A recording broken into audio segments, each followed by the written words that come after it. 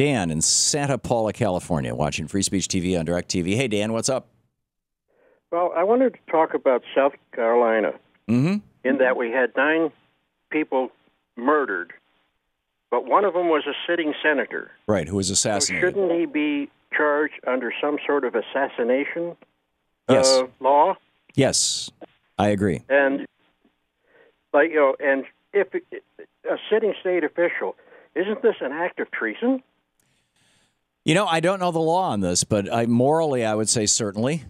It was an attempt to. I would say probably the word that's most accurate is terrorism, because this was an attempt using violence and making sure that the message associated with that violence got out to the people. In other words, he left one woman alive so that she could tell everybody else what he said. And what he said was that he had to do this because black people were raping white women and were taking over America, which frankly, in my mind, is a reference to President Obama as well as black elected officials. And when he came into the church, he specifically asked who was the state senator, and that was one of the people he murdered.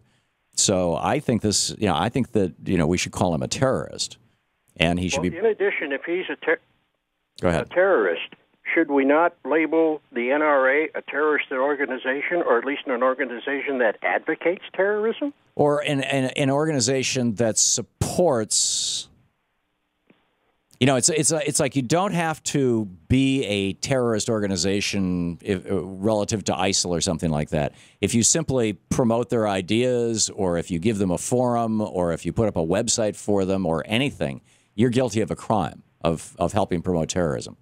And in my opinion, the National Rifle Association has gone from being, and I was an NRA member back in the day.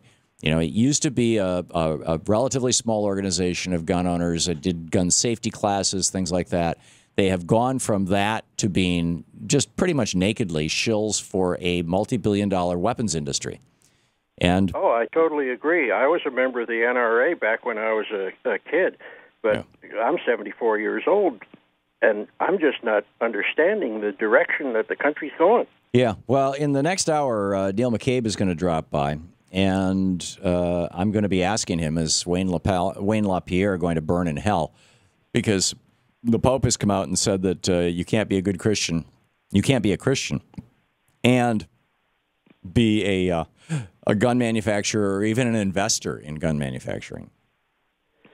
Well, we talk about gun violence all the time. Shouldn't we be talking about gun deaths? Not just incidents of violence one against another, but the accidental deaths that happen. Yeah. The probably the most underreported stories in America are the children every day who are dying as a result of guns and by accident, and the suicides that happen because of guns, because of the easy availability of guns. That maybe actually there's a fair amount of evidence that suicide rates go down when gun control goes up.